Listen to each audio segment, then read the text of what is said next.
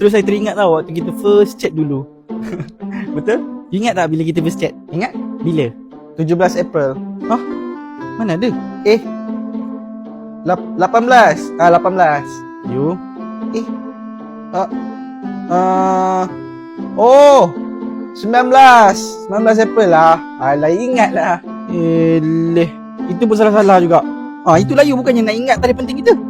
You ni apa cakap macam tu? Ingatlah semua. Kalau macam tu, bila tarikh I bagi memerang you makan? Alamak. Bila? Ingat. 29 Februari. Dah agak dah. Dah agak apa? You memang takkan ingat langsung kan pasal tarikh penting kita. 29 hari bulan tu hari jadi I. Sanggup you kan? Samakan hari jadi I dengan memerang you? Tak, you I ingat lah. Dah lah.